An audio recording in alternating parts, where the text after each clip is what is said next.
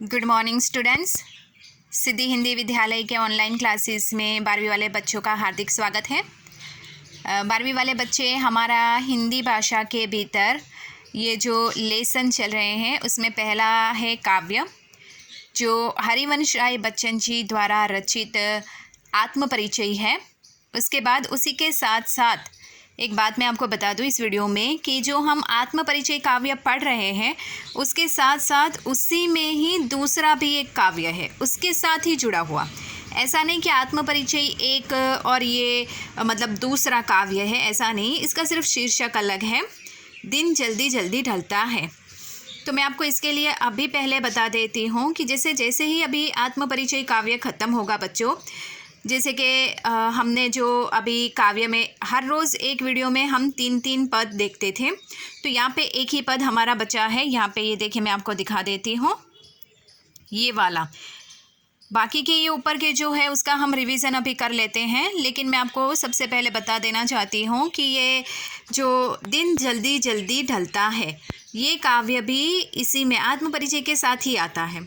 ठीक है, तो आप जब गिनोगे तो 1 2 3 4 ऐसे गिनने की ज़रूरत नहीं है, लेकिन हम इतना समझ लीजिए कि हमारे सिलेबस में ये है काव्य, तो हमें इसको पढ़ना है।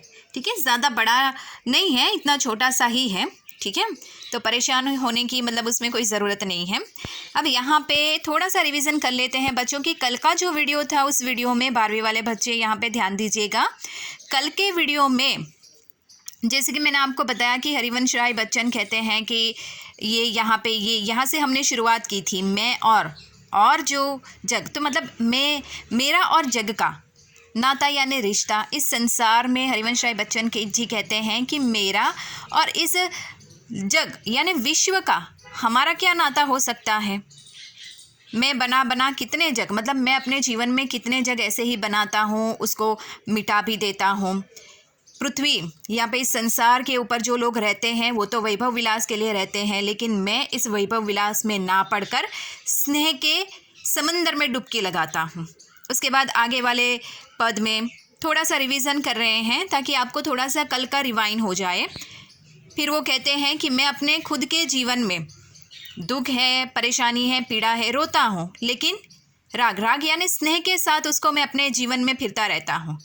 ऐसा नहीं कि दुख के मारे मेरा जीवन मैंने समाप्त कर दिया है, मैं खुशी के साथ अपने जीवन में आगे बढ़ता हूँ। मेरी ये जो शब्द हैं, जो मेरी वाणी है, उसमें शीतलता है, उसमें मिठास है, उसमें धीमापन है, लेकिन फिर भी वो लोगों को आग की तरह लगती है। कल मैंने आपको बताया था आगे वाले वीडियो में कि शब्द किसी भी इंसान के हृदय के ऊपर ये बहुत ही गहरा प्रभाव छोड़ते हैं। उसके बाद उन्होंने बताया कि मेरा जीवन ये दुखों के कारण भले ही खंडहर के समान हो गया हो, लेकिन मैंने अपने इस खंडहर से जीवन में भी खुशियाँ और स्नेह प्रेम के माध्यम से अपना जीवन मैंने जिया है। मैं आगे बढ़ता हूँ और ऐसी खुशियों के ऊपर मैं हज़ारों राजाओं के ऐसे बड़े बड़े महलों को भी मैं न्यौछावर कर दूँ। उसके बाद उन्होंने आगे वाले पद में बताया है कि संसार बहुत ही विचित्र प्रकार का है कि जब मैं अपने दुख को लोगों के सामने शब्दों के माध्यम से व्यक्त करता हूँ तो वो उस दुख को क्या कहते हैं कि जैसे कि मैंने कोई संगीत गाया हो, कोई गीत बना दिया हो, संसार उसको गीत समझ बैठे। मैं बहुत ज़्यादा अपनी फूट के अपनी वेदनाओं को ज़ोरों के साथ चिल्ला के लोगों के सामने पेश करता हूँ, तो उन्होंने मेरे शब्द को छंद बना दिया। इतना ही नहीं, पता नहीं ये संसार मुझे क्यों कवि बनाने के ऊपर तुला हुआ है। कवि तो मैं हूँ ही, लेकिन सबसे पहले मैं एक इंसान हूँ, और एक इंसान होने के नाते मैं इस संसार में स्नेह के साथ, दीवानेपन के साथ, मस्ती के साथ इस अपने जीवन के इस भवसागर की नैया को पार कर रहा हूँ। ये जो दुनिया है, ये संसार, उसमें सुख और दुख बच्चों दोनों मिलते हैं, लेकिन हम दुख का ही दामन पकड़ के बैठे रहेंगे तो कब तक आगे बढ़ेंगे। दुख से कैसे बाहर निकला जाए वो हमें सोचना चाहिए, और इस दुख के साथ साथ हमें अपने जीवन में एक उम्मीद रखनी चाहिए कि आज दुख है तो कल सुख ज़रूर आएगा। दुख आता है तो ऐसा नहीं कि हमें थक हार कर बैठ जाना चाहिए। हरिवंश राय बच्चन जी ने यहाँ पे बहुत अच्छी बात बताई है कि जीवन में अगर दुख आता है तो उसके बाद सुख की किरण भी दिखाई देती है। जीवन में जब अंधेरा होता है तो अंधेरा होने के बाद उजाला ज़रूर होता है। जब रात्रि होती है उसके बाद सवेरा ज़रूर होता है। बिल्कुल उसी प्रकार से हमें भी अपने जीवन में हताश और निराश ना होते हुए खुशियों के साथ आगे बढ़ना चाहिए। अब यहाँ पे इस पद में हमारा एक ही अंतिम पद बचा है आत्म परिचय में बच्चों, उसको हम देख लेते हैं। मैं दीवानों का बेच लिए फिरता हूँ, मैं मादकता निःशेष लिए फिरता हूँ, जिसको सुनकर जग झूम झुके लहराए, मैं मस्ती का संदेश लिए फिरता हूँ। बच्चों यहाँ पे हरिवंश राय बच्चन जी ने बहुत अच्छी बात बताई है कि जीवन में सुख और दुख तो मिलते ही रहेंगे, लेकिन फिर भी मैं कौन सा वेश धारण करके घूम रहा हूँ? दीवानों का, यानी मैं मस्ती के साथ अपना जीवन जीता हूँ। मैं मादकता निःशेष लिए फिरता हूँ, मैं मौज मस्ती के साथ अपने जीवन को जीता हूँ। ऐसा नहीं दुख और पीड़ा है मेरे जीवन में। हरिवंश राय बच्चन जी ने अपने इस आत्म परिचय काव्य में अपने जीवन का एक महत्वपूर्ण हिस्सा उनके प्रेयसी के दूर हो जाने के कारण वो टूट जाते हैं, लेकिन वो फिर भी हारते नहीं हैं, अपने जीवन में आगे बढ़ते हैं। और हमें भी अपने जीवन में आगे बढ़ने की प्रेरणा दी है कि जीवन में सुख और दुख आते रहते हैं, एक सिक्के के दो पहलुओं के समान है, धूप छाँव के समान है सुख और दुख, जो आएंगे और जाएंगे।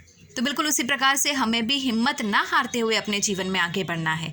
उन्होंने बताया है कि मेरा जो जीवन है उसको मैं मौज मस्ती की तरह जीता हूँ, दीवानों की तरह जीता हूँ, जिसको सुनकर जग झूम झुके लहराए, मैं मस्ती का संदेश लिए फिरता हूँ।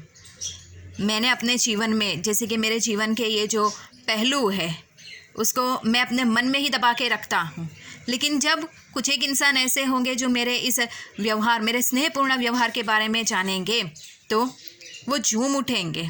मेरा जीवन जो है उसमें मैं इस दुख पीड़ा वेदना को मैं अपने ऊपर हावी नहीं होने देता हूँ। मैं दीवानों और मस्तानों की तरह अपने जीवन को जीता हूँ। मैं मस्ती का संदेश लिए फिरता हूँ।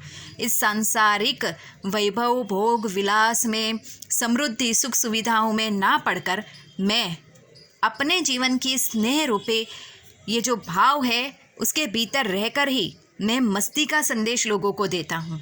बिल्कुल सही बात है। यहाँ पे उन्होंने बताई है कि जीवन एक मौज की तरह होता है, एक मौज मस्ती की तरह होता है। हमें अपना जीवन व्यतीत करने के लिए हम अपना जीवन जो जीते हैं उसमें सुख दुख दोनों मिलते हैं। बच्चों बार बार मैं कह रही हूँ, ध्यान दीजिएगा, सुख दुख दोनों मिलते हैं, लेकिन दुख में ज़्यादा उसको अपने ऊपर हावी होने देंगे तो वो हमें परेशान करेगा। और हो सकता है हमारी ऐसी अवस्था को देखकर, हमारी ऐसी व्यथा को देखकर हमारे साथ जुड़े हुए दूसरे लोग भी परेशान हो। इसके लिए हमें क्या करना है कि जैसे कि दुख मिलता है तो उसको सहना है, लेकिन हंसते हुए चेहरे के साथ। तो यहाँ पे उन्होंने ये मस्ती का संदेश हमें दिया है।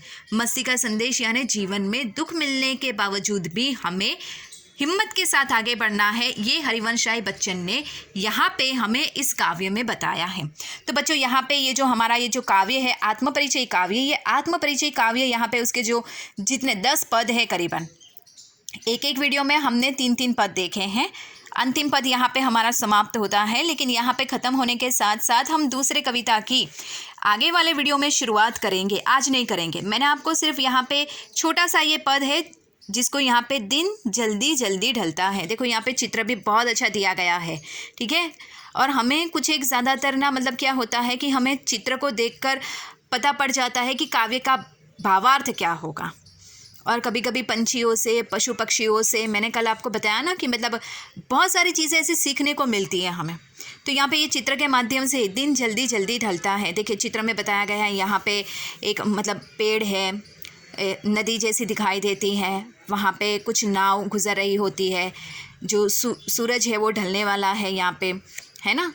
कुछ पेड़ के ऊपर यहाँ पे एक एक पंछी, मतलब बच्चे उसके दिखाई देते हैं। यहाँ पे एक नीड यानी घोंसला जैसा दिखाई देता है, उसमें कुछ एक पंछी के बच्चे बैठे हुए हैं जो चिल्ला रहे हैं। तो यहाँ पे ये दिन जल्दी जल्दी ढलता है। ये जो काव्य है बहुत छोटा सा है, जिसकी शुरुआत हम कल करेंगे। लेकिन आत्मपरिचय हमारा ये जो हरिवंश राय, ये दिन जल्दी जल्दी ढलता है, ये भी हरिवंश राय बच्चन जी ने ही लिखा था। ठीक है, ये याद रखिएगा।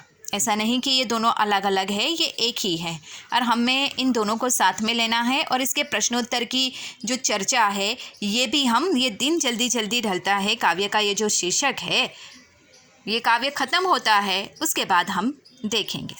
Thank you.